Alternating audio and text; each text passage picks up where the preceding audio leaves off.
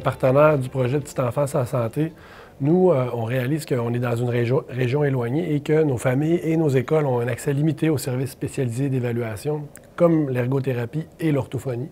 Donc, quand on a vu cette opportunité-là se présenter, ce qu'on s'est dit, c'est qu'on va essayer d'offrir des meilleurs services en matière d'évaluation et de suivi spécialisé pour tous les enfants francophones résidents des territoires du Nord-Ouest. Puis ici, on parle des enfants de 0 à 6 ans qui fréquentent les services de garde ou les écoles francophones des TNO.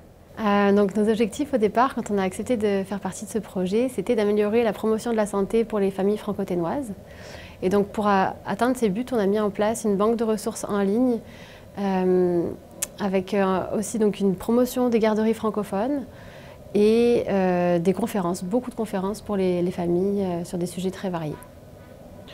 Oui, le Collège nordique francophone est un partenaire du projet La Petite Enfance en santé. Et puis, l'objectif principal de ce projet, c'était d'améliorer les compétences des éducateurs de la petite enfance en offrant des formations continues en français.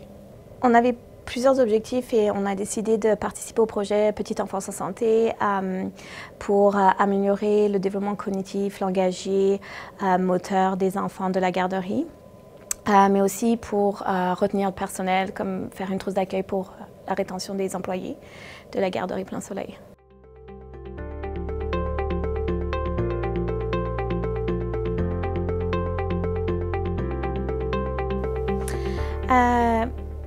Je dirais qu'il y en a eu plusieurs. Grâce à l'argent, on a pu acheter un logiciel qui s'appelle Boardmaker. Fait que ça, c'est pour aider les éducatrices et les enfants à créer des pictogrammes, par exemple pour la routine de la journée, par exemple pour le langage, pour développer le langage. Puis aussi, on a pu acheter une tente prospecteur. Dedans, on fait des activités nordiques, comme on a découpé, on a fait du stew avec les enfants, ils ont déplumé des cailles. Puis aussi, ça permet que pendant les gros hivers, comme on a froid, on puisse aller dans la tente, faire comme une mini-activité spéciale là-bas. Donc nos bons coups dans ce projet, ça a été de mettre en place des programmes complets de pleine conscience dans les écoles. Donc les deux écoles francophones, l'école Boréal à Hay River et l'école Alain Saint-Cyr à Yellowknife, ont bénéficié de programmes avec Laure Sabini, donc des programmes de pleine conscience. Donc c'est 2 classes par école qui actuellement, en ce moment même, bénéficient de pleine conscience à l'école pendant quelques heures par semaine. Donc notre deuxième bon coup, ça a été de mettre en place un partenariat avec le Nunavut et le Yukon.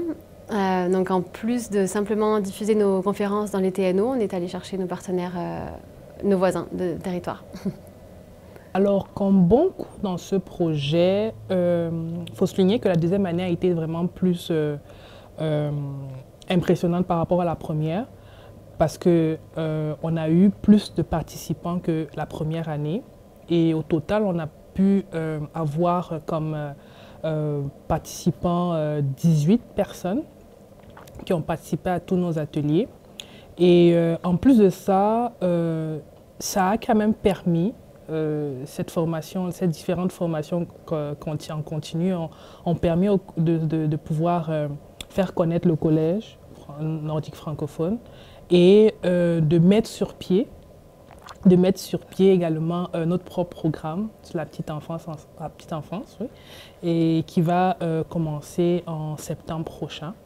Puis ce programme vraiment, elle vient dans le but de pouvoir souligner, vraiment soutenir, autant pour moi, tous ces éducateurs qui ont eu des expériences professionnelles dans le domaine de la petite enfance, à pouvoir continuer de se former dans ce couloir-là.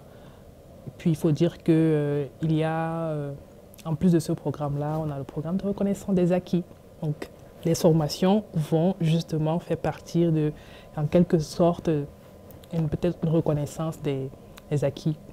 Alors, il y a 2 volets à tout le travail qu'on a fait. Le premier volet, c'est le volet évaluation et intervention. Puis le deuxième volet, c'est le développement du langage. Alors, le premier volet, quand on parle d'évaluation et d'intervention, on sait qu'il y a plusieurs études qui nous ont démontré qu'il est possible de dépister de façon précoce les élèves qui sont à risque de présenter des difficultés d'apprentissage scolaire. Ce qu'il faut comprendre, c'est que quand on évalue de façon précoce un enfant, on est capable de mettre en place des interventions spécifiques aux besoins de cet enfant-là très tôt dans sa vie, avant qu'ils intègrent le système scolaire.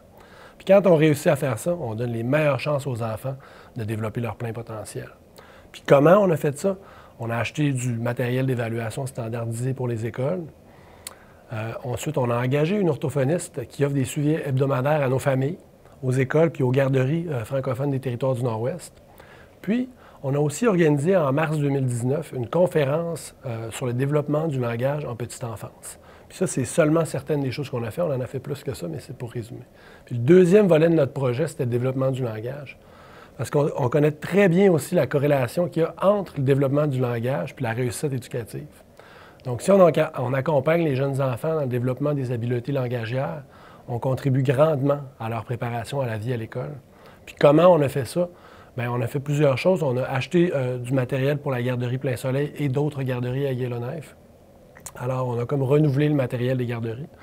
Ensuite, ce qu'on a fait, c'est qu'on a on a offert des formations sur le développement du langage aux éducatrices.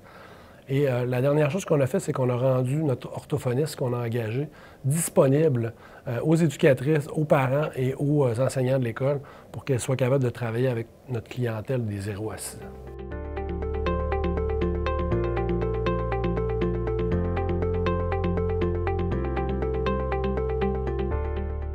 Les résultats qu'on a atteints à travers notre projet, bien, le premier, c'est qu'on a environ une quinzaine d'enfants qui ont reçu des services d'évaluation et de réhabilitation en orthophonie à distance et en personne à travers des 2 années et demie dernières. Puis ça, c'est un énorme gain pour nous parce que, avec ce qui est arrivé avec la pandémie, bien, les services ici en ville ont été réduits encore plus de ce qu'on avait habituellement. Donc, c'est un énorme gain pour nous. Donc, on a peut-être entre 15 et 20 enfants qui se sont fait voir puis qui ont réussi vraiment à avoir des services personnalisés dans les familles. C'est génial pour nous. Ensuite, on s'est assuré que les enfants qui intègrent notre système scolaire, bien, ils sont déjà suivis. Lorsqu'ils arrivent à l'école, que ce soit à l'école boréale ou à l'école Alain Saint-Cyr, les 2 écoles francophones, lorsqu'ils entrent en prématernelle, ils ont déjà été vus par des spécialistes. Puis pour nous, ça veut dire, c'est beaucoup. On a déjà un pas d'avance et puis on sait quelle direction prendre avec chacun des enfants qui fréquentent nos écoles. Et ensuite de ça, les services de garde, on a acheté du matériel pour favoriser le développement du langage. Donc, on a fait un investissement massif à la garderie Plein Soleil, qui a vraiment la majorité des enfants francophones des territoires du Nord-Ouest qui fréquentent cette garderie-là. On a aussi investi dans d'autres garderies, majoritairement dans du matériel, mais aussi on a renouvelé les bibliothèques des garderies. C'est vraiment extraordinaire et pour les familles et pour les éducatrices. Puis la dernière chose qu'on a fait, c'est qu'on a acheté du matériel d'évaluation standardisé, actualisé, puis moderne, qui va nous servir pendant plusieurs années pour évaluer les tout-petits. En termes de résultats, grâce à ce projet, nous avons pu augmenter les compétences, que ce soit en santé, que ce soit en développement des enfants auprès des éducateurs, au niveau des garderies. Et justement, à la fin de ces formations-là, on va offrir des attestations de participation et de réussite. Justement, les formations qu'ils ont eues permettaient d'obtenir des unités d'éducation continue. Et puis, dans le cadre de ce projet, nous avons pu justement offrir des UEC, comme on dit, à certains des participants qui ont rempli les critères. Donc, on a offert la première trousse d'accueil à notre employé qui vient de l'extérieur de Yellowknife la semaine dernière. Puis aussi, on voit réellement le développement langagier, moteur des enfants grâce aux pictogrammes, grâce aux différents logiciels qu'on a eus, vraiment s'améliorer. Parce qu'on avait aussi acheté une imprimante pour aider les éducatrices dans leur programmation, aider les éducatrices dans le matériel qu'ils fournissent aux enfants. Fait que ça aide réellement les enfants dans la stimulation, dans le langage, ça on peut voir une amélioration là-dedans. Donc les résultats qu'on a atteints dans notre projet, c'est d'avoir mis en place donc, une banque de ressources très complète en ligne sur notre site web. Donc notre deuxième résultat, ça a été qu'on a proposé 8 conférences sur 2 ans aux familles franco-ténoises. Donc avec des conférenciers de grande qualité qui ont su s'adapter en fait aux réalités du Nord, qui ont proposé des conférences sur des thèmes très variés pour des familles donc, de parents avec des enfants de 0 à 6 ans. Et on a atteint environ 30 familles sur les territoires, le Nunavut et le Yukon. Donc c'est une belle réussite.